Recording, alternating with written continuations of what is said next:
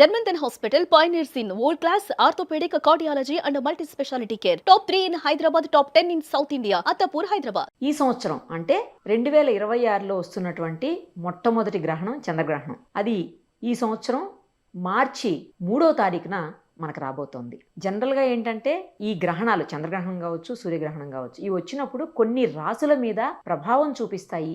అది దుష్ప్రభావం కావచ్చు, లేకపోతే మంచి ప్రభావం కావచ్చు, చూపిస్తాయి అని చెప్తూ ఉంటారు. అది ఎంతవరకు నిజం అంటే నమ్మేవాళ్ళు నమ్ముతారనుకోండి, అది వేరే విషయం. కానీ బట్ అసలు అలా ప్రభావం చూపిస్తాయా, అలా ఈసారి ఈ గ్రహణం ఏ రాసుల మీద ఎలాంటి ప్రభావం చూపించబోతుంది, అవన్నీ కూడా మనం గురువుగారు మనతో పాటు లైవ్ కాల్ అందుబాటులో ఉన్నారు, ప్రముఖ పండితులు కృష్ణమాచార్యులు గారు. ఆయన అడిగి తెలుసుకుందాం. అలాగే ఈ గ్రహణం చాలా ప్రత్యేకం అంటున్నారు, ఎందుకు ప్రత్యేకమో కూడా గురువుగారిని అడుగుదాం. గురుగారు నమస్తే అండి. జై వీరబ్రహ్మ జై గోవింద పంపజీ. స్వామి, ఎవరికి ప్రాబ్లం ఉంది అంటే కొన్ని రాసులకి ప్రతిసారి కూడా సూర్యగ్రహణం చంద్రగ్రహణాలు వస్తుంటాయి పోతుంటాయి. ఇవి నార్మల్ గా సైన్స్ ప్రకారం అయితే ఎవరు ఏం పట్టించుకోరు. కాకపోతే మన దగ్గర ఏంటంటే ఈ నమ్మకాలు, వాస్తులు, దేవుళ్ళు ఇవన్నీ కూడా ఎవరి ఇష్టం వాళ్ళదే కదా స్వామి. నమ్మేవాళ్ళు నమ్ముతారు, నమ్మని వాళ్ళు నమ్మరు. ఆస్తికులు నాస్తికులు ఇద్దరు ఉంటారు కదా. సో అలా ఎవరికి ఏ రాశి వారికి ఇబ్బందులు ఉన్నాయి, ఎలాంటి ఇబ్బందులు ఉన్నాయి, వాటిని తొలగించుకోవడానికి ఏం చెయ్యాలి చెప్పండి. ముందుగా గ్రహణానికి సంబంధించినటువంటి ప్రభావం ఏ రాశి మీద ఉంది అనేటువంటి విషయం కంటే కూడా ఒక ముఖ్యమైనటువంటి అంశాన్ని ఇక్కడ మనం పరిశీలించాల్సినటువంటి అంశం ఏమిటి. గ్రహణం అంటే విశ్వంలో ఉన్నటువంటి విశ్వ చైతన్య శక్తి 100% ఉంటే ఈ గ్రహణ సమయంలో కేవలం 20% నుంచి 30% వరకు కూడా ఈ విశ్వ చైతన్య శక్తి తగ్గిపోవటం, దీంట్లో వాతావరణంలో జరిగేటువంటి రకరకాలైనటువంటి మార్పులు, దీని యొక్క ప్రభావం 84 లక్షల చరాచర జీవకోటిలో ప్రత్యేకించి మానవుల మీద, గర్భస్థ శిశువును మోస్తున్నటువంటి స్త్రీల మీద ఉంటుంది అన్నటువంటిది శాస్త్రం. కానీ నాస్తికవాదులు, కొంతమంది వ్యక్తులు తెలియక ఏంటంటే 84 లక్షల చరాచర జీవకోటిలో మనుషుల మీద దీని యొక్క ప్రభావం ఎందుకు ఉంటుంది, పర్టికులర్ గా వీళ్ళలో ఆడవాళ్ళు ఎవరు, వీళ్ళలో గర్భస్థ శిశువులు ఎవరు, ఈ గ్రహణాలు వీళ్ళని ఎట్లా తెలుసుకుంటాయి అన్నటువంటి ఒక రకమైనటువంటి ఆలోచన అందరికీ ఉంటుంది. ఈ విషయాన్ని గురించి మొట్టమొదట మన సనాతన ధర్మానికి సంబంధించిన మన పూర్వీకులు పెట్టినటువంటి ఇలాంటి విషయాల గురించి ఒక క్లారిటీ మనం తెలుసుకోవాలి. వాటిలో ఏంటంటే మనిషి శ్వాస తీసుకునేటువంటి విధానాన్ని బట్టి వీళ్ళు పురుషులని, వీళ్ళు స్త్రీలని నిర్దేశించబడ్డది. అంటే శ్వాస వ్యవస్థతో కూడా ఎవరు పురుషులో ఎవరు స్త్రీలో కూడా మనం నిర్ణయించవచ్చు. మనిషి శ్వాస తీసుకుంటున్నటువంటి సందర్భంలో ఉదర వితానం, పొట్ట భాగం గనక సంకోచ సడలికలు జరుపుతూ ఉంటే వీళ్ళు పురుషులు. స్త్రీలలో సంకోచ సడలికలు అన్నటువంటివి పక్కటెముకల ద్వారా జరుగుతూ ఉంటాయి. వాళ్ళు ఉచ్ఛ్వాసాన్ని నిశ్వాసాన్ని తీసుకున్నప్పుడు వాళ్ళ యొక్క పక్కటెముకల్లో సంకోచ సడలికలు జరుగుతూ ఉంటాయి. ఒకవేళ గర్భస్థ శిశువును మోస్తూ ఉన్నటువంటి స్త్రీ కనుక గ్రహణ సమయంలో ఆక్సిజన్ లెవెల్స్ అవ్వచ్చు, ఇంకా విశేషవంతమైనటువంటి పరిస్థితుల్లో విశ్వ చైతన్య శక్తి తక్కువగా ఉంటుంది కాబట్టి వాళ్ళ పక్కటెముకల మీద ఒత్తిడి ఉంటుంది. వాటి మధ్యలో గర్భస్థ శిశువును వాళ్ళు మోస్తూ ఉంటారు. సో ఈ విపరీతమైనటువంటి ఒత్తిడికి పిండం మీద ఏదైనా ప్రభావం పడుతుంది కాబట్టి గర్భస్థ శిశువును మోస్తున్నటువంటి గర్భిణీ స్త్రీలు జాగ్రత్తగా ఉండాలి అని పెద్దలు చెప్పడం వెనుక కూడా సైన్స్ ఖచ్చితంగా ఉంది. ఈ విషయాలు తెలియనటువంటి వాళ్ళు, అందుకే మనం చూస్తుంటాం గ్రహణం మరితో పాటు కొన్ని రకాలైనటువంటి వికలాంగత్వాలు ఈ సూర్యగ్రహణం చంద్రగ్రహణం జరుగుతూ ఉన్నటువంటి సందర్భంలో దానికి ఎఫెక్ట్ అయినటువంటి పిల్లల యొక్క జీవితంలో ఇలాంటి సందర్భాలన్నీ కూడా మనం చూస్తూ ఉంటాం. కాబట్టి గ్రహణం అన్నటువంటిది చాలా శాస్త్రీయమైనటువంటిది. శ్వాస వ్యవస్థ, మనిషికి సంబంధించినటువంటి శ్వాస వ్యవస్థ, ఉదర వితానం మరియు పక్కటెముకలు అన్నటువంటివి వీళ్ళు స్త్రీలు వీళ్ళు పురుషులు అన్నటువంటి విధి విధానాన్ని బట్టి సపరేట్ గా ఉంటుంది. ప్రతి పురుషుడి యొక్క సంకోచ సడలికలు ఉదర వితానం ద్వారా మాత్రమే శ్వాసక్రియ జరిగితే, స్త్రీలకు మాత్రం పక్కటెముకలు సంకోచ సడలికలు జరుగుతూ ఉంటాయి ఆ శ్వాస వ్యవస్థ జరుగుతూ ఉన్నంత వరకు. కాబట్టి ఇది శరీర యొక్క నిర్మాణాన్ని బట్టి సపరేట్ గా ఉంది. కాబట్టి గ్రహణానికి ఎవరు గర్భస్థ శిశువుని మోస్తున్న గర్భిణీ స్త్రీలో పర్టికులర్ గా చెప్పాల్సినటువంటి అవసరం లేదు. Come to the point. మీరు అడిగినటువంటి విధానాన్ని బట్టి 2026వ సంవత్సరం నూతన ఆంగ్ల సంవత్సరాది మార్చి మాసం 3వ తారీఖు. మరొక రకంగా తీసుకున్నట్లయితే శ్రీ విశ్వావసునామ సంవత్సరంలో పాల్గొన మాసం చిట్ట చివరి మాసం శుక్లపక్ష పౌర్ణమి, దీన్ని హోలీ పౌర్ణిమగా మనం చెప్తూ ఉంటాం. ఈ పాల్గొన మాసంలో వచ్చేటువంటి ఈ శుక్ల పౌర్ణమి, హోలీ పౌర్ణిమ సంవత్సరంలోని తెలుగు సంవత్సరాన్ని అనుసరించి చిట్ట చివరి మాసం, మీరన్నట్టుగా కొత్త సంవత్సరానికి ఇది నాంది ప్రస్తావన పలికేటువంటి మాసం. శ్రీ విశ్వావసునామ సంవత్సర పాల్గొన శుద్ధ పౌర్ణమి మంగళవారం హోలీ పూర్ణిమ రోజు పుబ్బా నక్షత్రంలో సింహరాశిలో ఈ విశేషవంతమైనటువంటి గ్రహణం జరగబోతుంది. మిగతా గ్రహణాలకి ఈ గ్రహణానికి ఉన్నటువంటి ప్రత్యేకత ఏమిటి అంటే, మీరు అన్నట్టుగా ఈ గ్రహణం చాలా ప్రత్యేకమైనటువంటిది.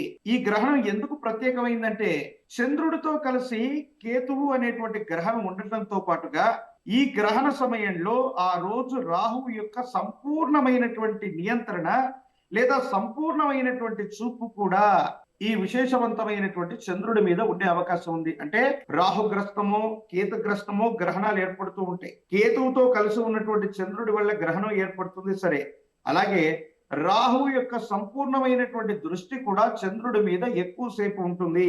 సో రాహుకేతువులు ఇద్దరు కూడా చాలా బలమైనటువంటి పరిస్థితిని కలిగి ఉన్నటువంటి సందర్భంలో కలిగేటువంటి ఒక విశేషవంతమైనటువంటి చంద్రగ్రహణం కాబట్టి దీనికి ఆ ప్రత్యేకత అన్నటువంటిది ఉంది. మనం అనుకున్నట్టుగా ఇది భారతదేశంలో కనిపిస్తుందా, ఉభయ తెలుగు రాష్ట్రాల్లో కనిపిస్తుందా, కనిపిస్తే ఎప్పుడు కనిపిస్తుంది, ఏ నిమిషాల్లో కనిపిస్తుంది అన్న విషయాన్ని కూడా మనం తెలుసుకోవాలి.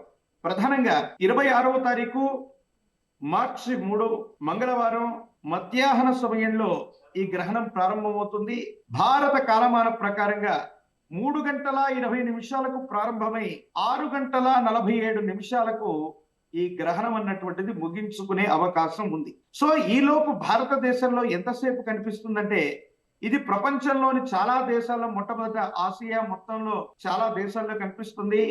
ఆస్ట్రేలియా, ఉత్తర అమెరికా, దక్షిణ అమెరికా, ఇరాన్, ఇరాక్ లాంటి దేశాల్లో కనిపించడంతో పాటుగా భారతదేశంలో 6:26 సాయంకాలం నుండి 6:46 పాటు, అంటే సుమారు 20 నిమిషాల పాటు మాత్రమే ఈ గ్రహణం సుస్పష్టంగా కనిపించేటువంటి అవకాశం ఉంది భారతదేశంలో. అది కూడా భారతదేశానికి సంబంధించినటువంటి పశ్చిమ బెంగాల్, నాగాలాండ్, మిజోరం, అస్సాం, మణిపూర్, అరుణాచల్ ప్రదేశ్ వంటి ఈ ప్రత్యేకమైనటువంటి రాష్ట్రాలు లేక ప్రాంతాల్లో ఈ గ్రహణం అన్నటువంటిది సుస్పష్టంగా మనం వీక్షించేటువంటి అవకాశం ఉంటుంది. మిగతా ప్రాంతంలో దీని యొక్క స్పష్టత అన్నటువంటిది కాస్త తగ్గవచ్చు, సరిగ్గా చూడలేవు. భారతదేశంలో కేవలం 20 నిమిషాల పాటు మాత్రమే ఈ గ్రహణం అన్నటువంటిది మనం చూసేటువంటి అవకాశం ఉంది ఈ ప్రాంతాల్లో. ప్రత్యేకించి మనం అనుకున్నాం దీని యొక్క ప్రభావం ఏ రాశుల మీద ఉంది, ఎవరికి మంచి జరగబోతుంది, ఎవరికి చెడు జరుగుతుంది అన్నటువంటి విషయాన్ని. శ్రీ విశ్వావసునామ సంవత్సర పాల్గొన శుద్ధ పౌర్ణమి మంగళవారం పుబ్బా నక్షత్రం సింహరాశిలో ఈ గ్రహణం అన్నటువంటిది ఏర్పడుతుంది. మళ్ళీ చెప్పాం, చంద్రుడితో కలిసినటువంటి కేతువుతో సహా రాహువు సంపూర్ణమైనటువంటి దృష్టి చంద్రుడి మీద ఉన్నటువంటి ఒక ప్రత్యేకమైనటువంటి గ్రహణం. అంటే ఈ రాహుకేతువులు ఇద్దరు ఈ గ్రహణ సమయంలో అత్యంత బలంగా ఉన్నారు. సామాన్యమైనటువంటి గ్రహణంతో పోలిస్తే ఇది 4 రెట్లుగా మనం అర్థం చేసుకోవాలి. ఒకేసారి 2-3 గ్రహణాలు వస్తే ఎంత శక్తివంతంగా ఉంటాయో, అది మంచి అయినా చెడైనా అంత వీక్షణమైనటువంటి శక్తిగా ఉన్నట్టుగా దీన్ని మనం అర్థం చేసుకోవాలి. కాబట్టి పుబ్బా నక్షత్రం సింహరాశి జాతకులు ఈ గ్రహణాన్ని చూడకూడదు. సింహరాశి మీద ఈ గ్రహణం యొక్క ప్రభావం చాలా ఎక్కువగా ఉండేటువంటి అవకాశం ఉంది. రాహుకేతువుల యొక్క ప్రభావం కూడా అత్యంత ఎక్కువగా ఉండేటువంటి అవకాశం ఉంది.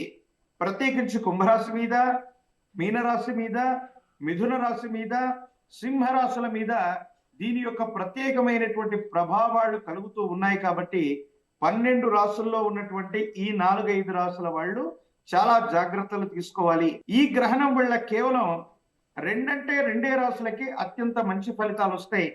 వాటిలో మొట్టమొదటిది తులారాశి, రెండవది కుంభరాశి. తులారాశికి, కుంభరాశికి అత్యంత అనుకూలవంతమైనటువంటి ఫలితాలు వచ్చేటువంటి అవకాశం ఉంది. సింహరాశి మీద ప్రభావం ఎక్కువగా ఉండేటువంటి పరిస్థితి గోచరిస్తుంది. మీనరాశి, మిథున రాశి జాతకులు కూడా ఈ గ్రహణం పట్ల జాగ్రత్తగా ఉండాలి. తక్కినటువంటి రాశులన్నిటికీ కూడా మధ్యస్థమైనటువంటి ఫలితం ఉంది. కాబట్టి ఈ రాశి జాతకులకి అదృష్టం. ఇలాంటి రాశి జాతకులు కొన్ని జాగ్రత్తలు తీసుకోవటం వల్ల సానుకూలవంతమైనటువంటి ఫలితం వచ్చేటువంటి అవకాశం ఉంది. గ్రహణం పట్టు విడిచినటువంటి తర్వాత, గ్రహణ సమయం తర్వాత మనం ఏదైనా అనుకూలవంతమైనటువంటి పరిస్థితుల్లో పరిహారం చేసుకోవాలనుకున్నట్టయితే, విశేషవంతమైనటువంటి పరిస్థితుల్లో మీ సమీపమైనటువంటి ప్రాంగణాల్లో ఎక్కడైనా సరే గోశాలలు గనక ఉన్నట్టయితే గోవులకు ఏదైనా ఆహారాన్ని అందించేటువంటి ప్రయత్నం చేయండి. ఉలవలు, మినువులు మరియు విశేషవంతమైనటువంటి చంద్రుడు ధాన్యం అయినటువంటి బియ్యాన్ని గనక కనీసం 1.25 కిలో ప్రమాణం ఉన్నటువంటి ఉలవలు, మినుములు, బియ్యం, ఈ 3 ధాన్యాలను గనక మనం దానం చేయటం వల్ల, వీటిని ఏ విధంగానైనా సరే గోశాలలో అందించటం వల్ల, గోవులకి ఆహారాన్ని అందించడం వల్ల ఈ గ్రహణ సంబంధమైనటువంటి పరిస్థితుల్లో ఏర్పడుతున్నటువంటి ఇబ్బందుల నుండి మనం బయటపడేటువంటి అవకాశం ఉంది. ఓకే. పుబ్బా నక్షత్రం పర్టికులర్ గా సింహరాశిలో జన్మించినటువంటి జాతకులు కానీ, పుబ్బా నక్షత్రం సింహరాశి జాతకులు కానీ ఈ సంవత్సరం తప్పనిసరిగా వీలైనంత త్వరగా విశేషవంతమైనటువంటి పరిస్థితుల్లో జ్ఞాన ప్రసూనాంబ సమేత శ్రీకాళహస్తీశ్వర స్వాముల వారి యొక్క దర్శనం అనివార్యం. ఈ దర్శనాన్ని చేసుకోవటం వల్ల చాలా అనుకూలవంతమైనటువంటి ఫలితాన్ని మనం పొందుతాం. దుర్యోగాలు తొలగిపోయేటువంటి అవకాశం కలుగుతుంది. ఓకే. అయితే మిగతా రాశుల వాళ్ళకేమి అంటే మేజర్ ప్రాబ్లమ్ సింహరాశి వాళ్ళకే అంతేనా స్వామి? సింహరాశి వాళ్ళకి మేజర్ గా ప్రాబ్లం ఉంటుంది. ఓకే. మిథున రాశి, మీన రాశి వాళ్ళకు కూడా కొన్ని ఇబ్బందులు కలగవచ్చు. తులారాశి, కుంభరాశి వారికి అత్యంత అదృష్టకరమైనటువంటి సంఘటనలు జరిగే అవకాశం ఉంది. ఓ. మిగతా రాశుల వారికి మధ్యస్థమైనటువంటి ఫలితాలు ఉన్నాయి. రైట్ గురువు గారు, చాలా మంచి విషయాలు చెప్పారు. ఇవన్నీ జాగ్రత్తలు తీసుకుంటే, ఎందుకంటే 20th కి పండగ ఉంది కదా సంవత్సరాది, అక్కడి నుంచి అవును. కొత్తగా మొదలవుతుంది. ప్రతి రాశి కూడా కొత్తగా మనం తెలుగు క్యాలెండర్ ని ఫాలో అవుతే అక్కడి నుంచే తీసుకుంటాం యూజువల్ గా. ఈ గ్రహణం యొక్క ప్రభావం మీరన్నట్టుగా రాబోయేటువంటి కొత్త సంవత్సరంలో నాంది ప్రస్తావనగా 12 రాసుల మీద తప్పనిసరిగా ప్రభావాన్ని చూపెడుతుంది. ఓకే. కాబట్టి పాల్గొన మాసంలో హోలీ పౌర్ణిమ రోజు వచ్చేటువంటి ఈ గ్రహణం అన్నటువంటిది రాహుకేతువులు సంపూర్ణమైనటువంటి బలాన్ని కలిగి ఉన్నారు. కాబట్టి ఇది చాలా ప్రత్యేకమైనటువంటిది. ఈ గ్రహణ పరిహారాలు చేయటం వల్ల విశేషవంతమైన అనుకూలవంతమైన ఫలితాన్ని తప్పకుండా మనం పొందేటువంటి అవకాశం కూడా కనపడుతుంది. రైట్ గురువు గారు, థ్యాంక్ యూ సో మచ్. జై వీరబ్రహ్మ, జై గోవింద బాబజీ.